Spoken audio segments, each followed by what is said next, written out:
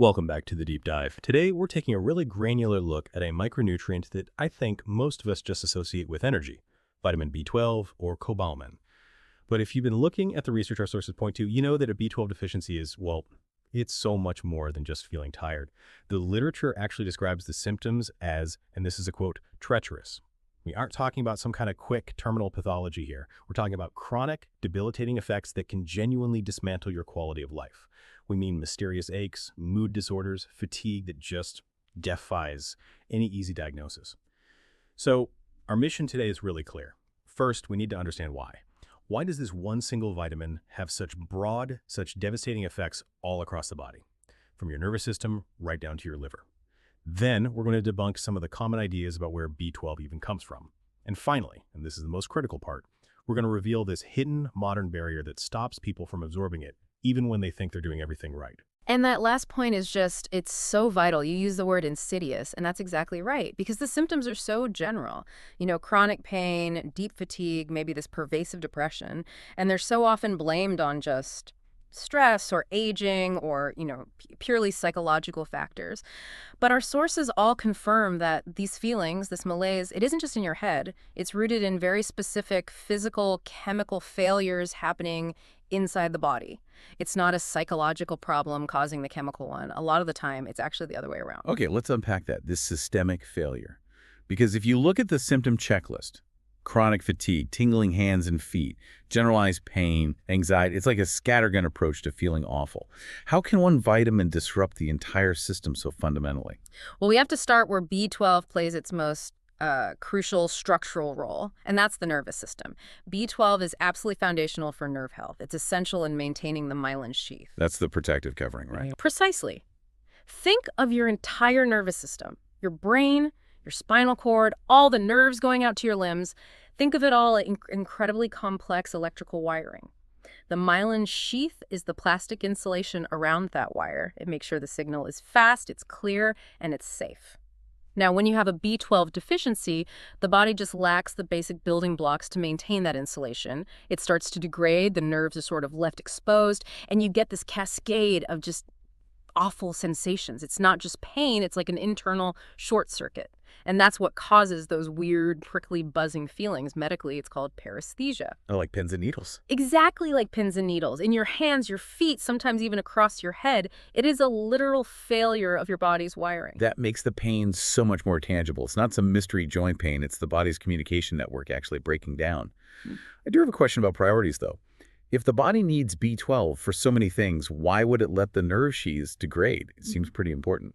That's a really deep question, and it speaks to the body's its survival logic. The body's number one priority is always immediate function, keeping the heart beating, the lungs moving. Nerve sheaths are more of a long-term maintenance item.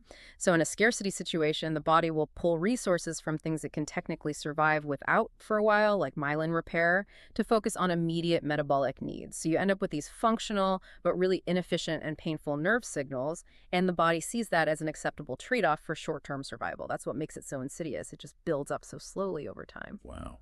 That's a fascinating and kind of brutal survival mechanism. Okay, let's move from that physical wiring short circuit to B12's role at an even deeper level, the cellular level, which, as our sources say, affects everything from healing to, surprisingly, our mood. Right. And this is where that systemic failure becomes really, really visible. B12 is crucial for DNA and RNA synthesis. These are the blueprints and, the construction crews for every single cell in your body.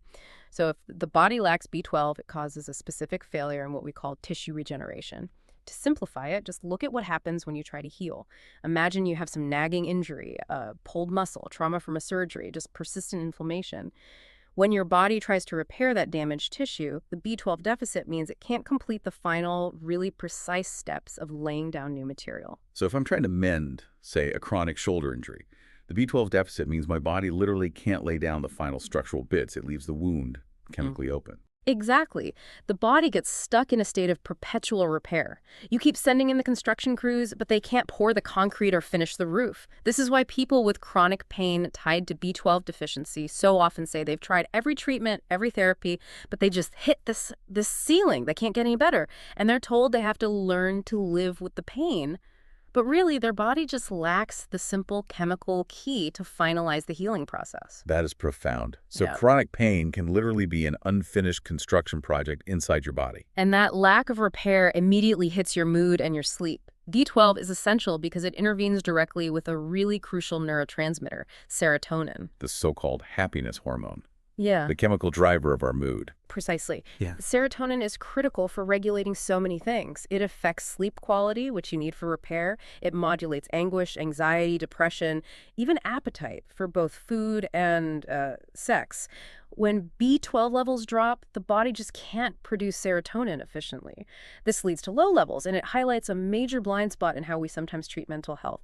Issues like severe depression or anxiety can actually stem from this fundamental chemical failure. It demands an integrated treatment, one that addresses the physical chemistry alongside therapy. Okay, so we've covered structural nerve damage, failure of cellular repair, and the resulting mood crisis. But the sources bring up one last massive systemic function, the grand master filter of the body, Yeah. the liver. How does B12 deficiency affect an organ that we usually think of as being incredibly resilient? That resilience is, well, it's often overstated when it's fighting a fundamental nutrient deficit like this.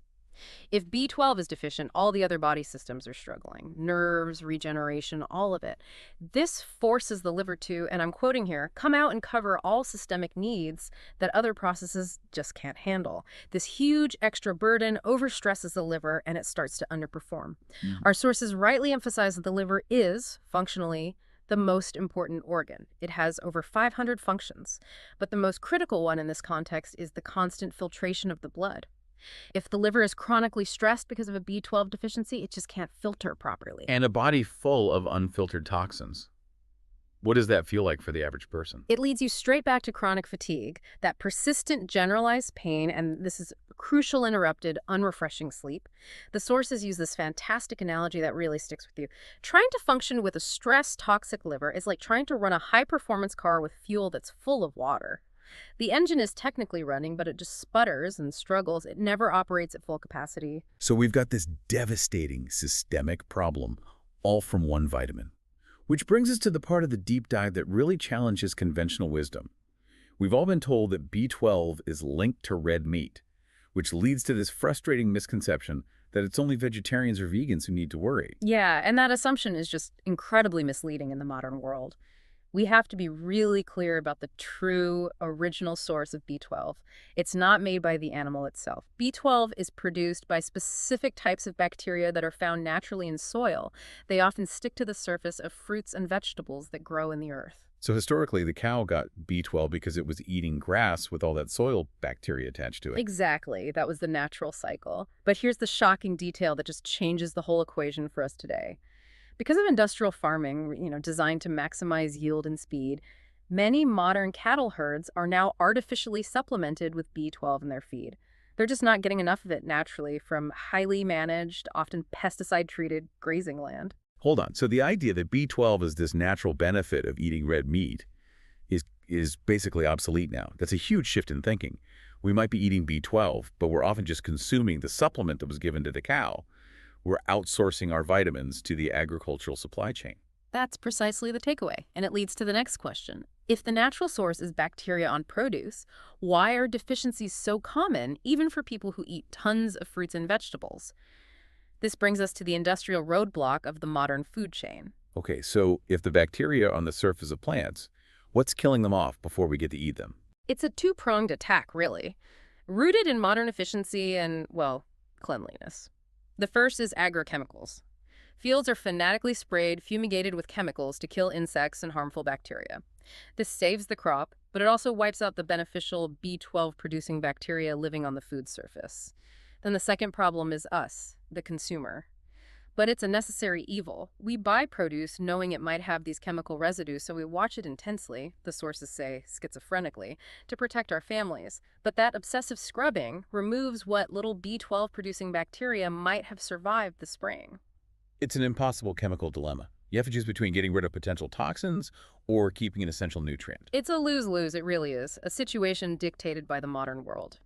The ideal solution, which is obviously impractical for most, would be to have your own clean organic garden where you can just gently wash produce with water.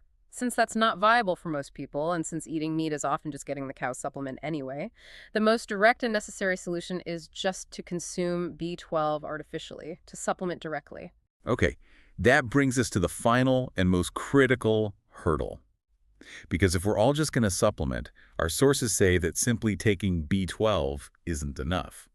A huge number of people fail at the absorption stage, and they often have no idea they're sabotaging their own efforts. This is the mic drop moment of the whole deep dive. This is the most critical piece of knowledge you can take away from this. Now, B12 itself is water-soluble, so it's very safe.